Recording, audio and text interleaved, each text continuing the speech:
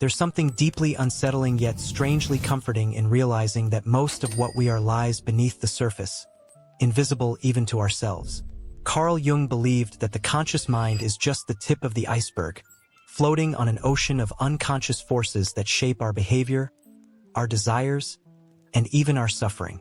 What we call personality is often just a mask, a persona, as Jung described it, crafted not out of authenticity but out of adaptation. We build it to fit into society, to be accepted, to survive. And yet, behind that mask, the true self waits patiently, sometimes whispering through dreams, sometimes screaming through crises. Jung didn't see the shadow, the repressed parts of ourselves, as evil or dangerous by default. Instead, he believed ignoring it was what made it dangerous. The shadow isn't just anger, jealousy, or shame. It's also creativity we never dared to express, needs we denied, truths we were too afraid to face. Integrating the shadow isn't about defeating it. It's about recognizing it, listening to it, and allowing it to inform the way we live without letting it take control. This is what Jung called individuation, the lifelong process of becoming who we truly are. And by the way, if you're someone who finds these reflections meaningful, consider subscribing. It helps us keep sharing content like this with others who are also on their own journey of self-discovery.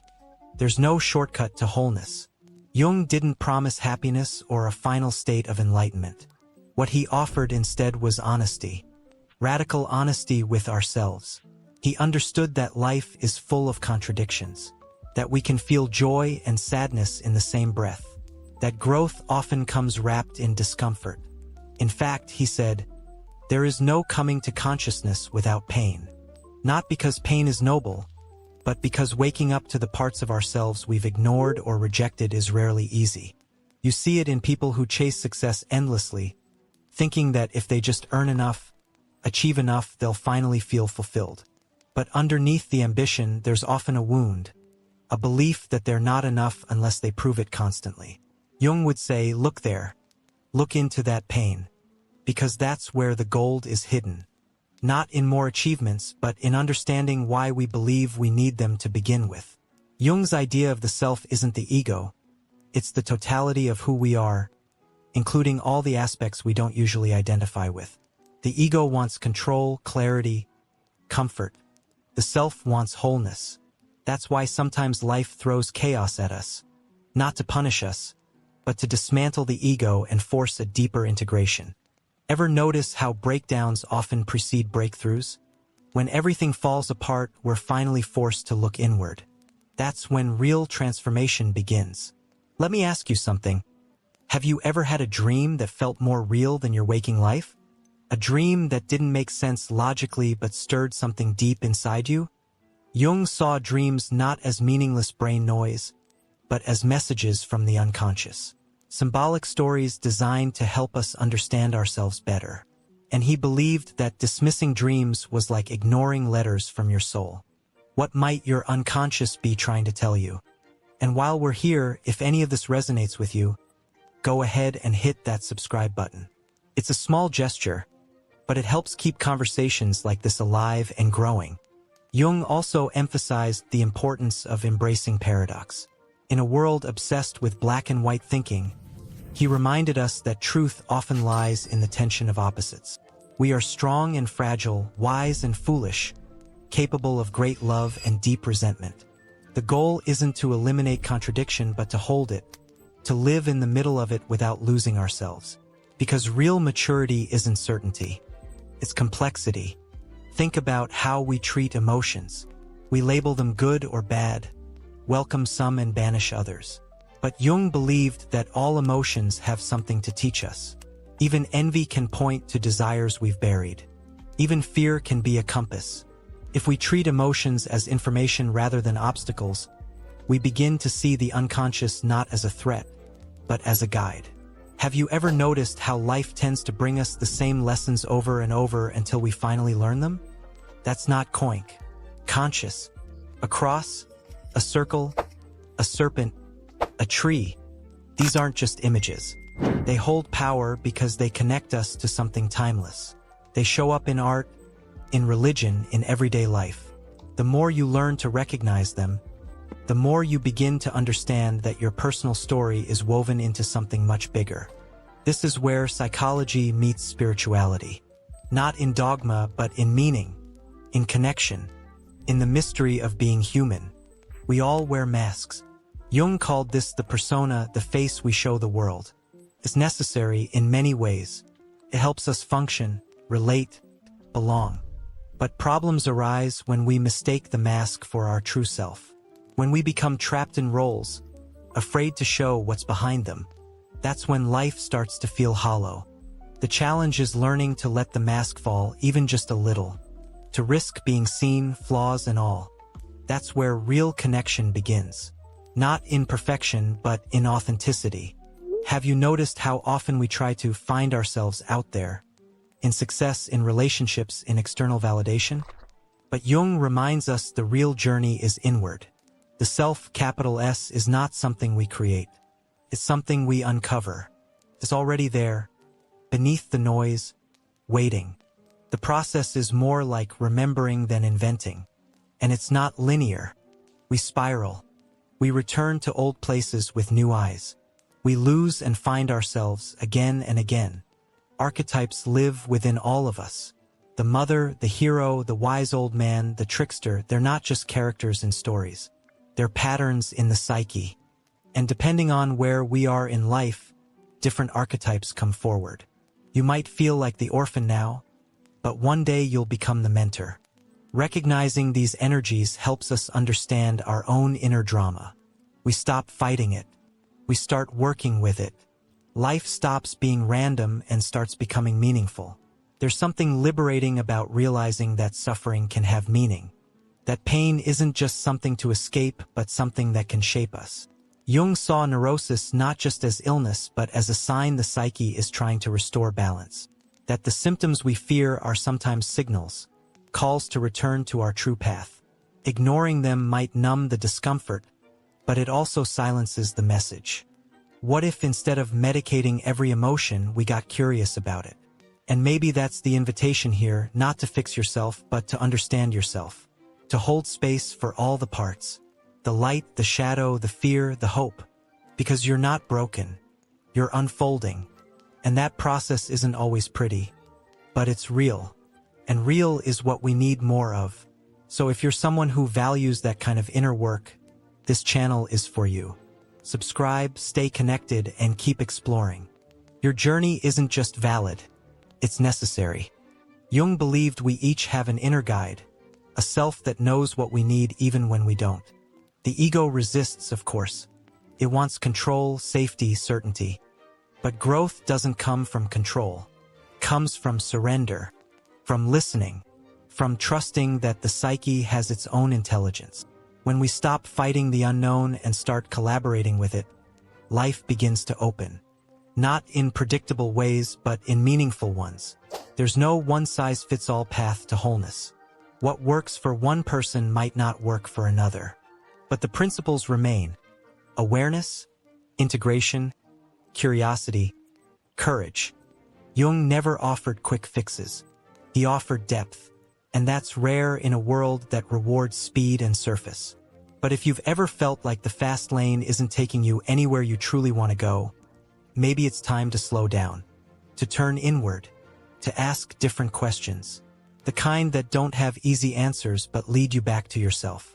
And if you're still here, you're probably one of those people who knows that truth isn't always comfortable. But it is always worth it. This community is built around that. Around asking better questions, sitting with the unknown, and growing. Not in spite of our wounds but through them. Leave a comment below. What's one insight from Jung that's helped you see yourself differently? The psyche isn't a problem to be solved. It's a mystery to be lived. You can't force transformation, but you can invite it through attention, through reflection, through compassion. We are, each of us, a constellation of stories, memories, symbols, and dreams. The more we listen, the more we come home to ourselves. And maybe that's what we've been searching for all along. Not answers, but presence. Not perfection, but wholeness. Not a destination, but a deeper relationship with the mystery of being alive. experience, now's the time. Hit that subscribe button so we can keep walking this path together. And drop a comment below. What archetypes do you see showing up in your life lately? Jung also believed deeply in the idea of synchronicity, meaningful coincidences that defy logic but feel deeply significant. Think of the times you were thinking of someone and they suddenly called. Or when a book, a song, or a stranger's words hit you with uncanny relevance. Jung didn't see these as mere chance. He saw them as signs of a deeper order, a dialogue between the inner and outer worlds. When you start noticing synchronicities, life feels less random and more alive, like it's conspiring with you rather than happening to you. And that shift in perspective can be life-changing. Synchronicities don't guarantee easy outcomes. They invite awareness.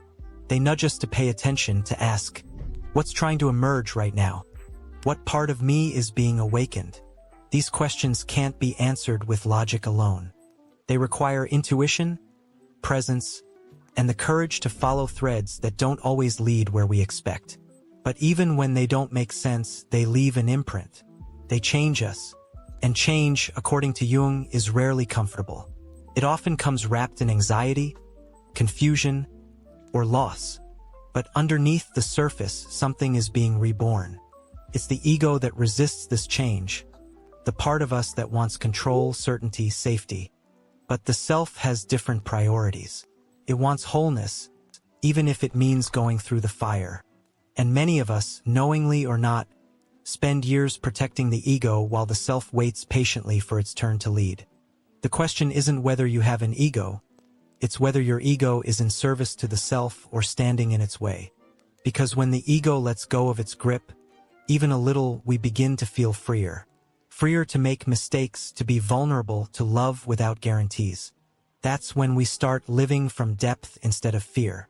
That's when we begin to live symbolically, not just literally. We realize that every event, every encounter, every emotion might carry a deeper meaning, if only we're willing to look. Jung often said that we don't solve our problems, we outgrow them. And that's something worth sitting with.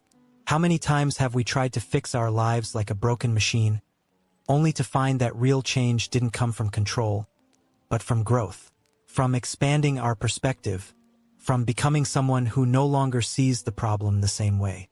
That's the essence of individuation. Not fixing yourself, but unfolding into who you were always meant to be. If you're still here, you already sense this journey isn't about shortcuts. It's about depth, honesty, and the courage to face yourself. So go ahead, subscribe if this aligns with where you are in life. And let us know in the comments, what part of yourself are you beginning to reclaim? Jung's work reminds us that we are not problems to be solved. We are mysteries to be lived. And when we embrace that mystery, we stop seeking perfection and start seeking meaning. Meaning in our struggles, our desires, our contradictions. Meaning in the way we fall and rise again. It's not about being happy all the time. It's about becoming real, becoming conscious. And that means being willing to stand in the tension of opposites, to hold joy and sorrow, light and shadow, clarity and confusion. Jung called this the transcendent function, the ability to live with paradox, without needing to collapse into black and white thinking. That's what the world needs more of, not certainty, but depth. Not solutions, but sincerity. A willingness to live the questions, not just chase the answers. And maybe that's the greatest freedom of all. The ability to face life as it is, without needing it to be something else. To be present with yourself, even when that self feels messy, unfinished, or unknown. We spend so much time trying to curate a version of ourselves that feels safe and acceptable. But Jung would remind us that the soul doesn't want perfection. It wants wholeness. And wholeness includes everything. Your fear, your longing, your rage, your tenderness. Every emotion has a place. Every wound has wisdom. And the more we can hold space for our inner complexity, the more compassion we can offer others. Because the inner journey isn't separate from the outer one. It shapes how we show up in the world, how we love, how we lead, how we listen. So when you find yourself in doubt, lost between one version of yourself and another, Remember, that's the edge of transformation. That's where the old self dissolves and the new one isn't fully formed yet. And that's okay. Stay with it. Trust the process. And know that you're not alone. We're in this together, walking an ancient path with modern feet.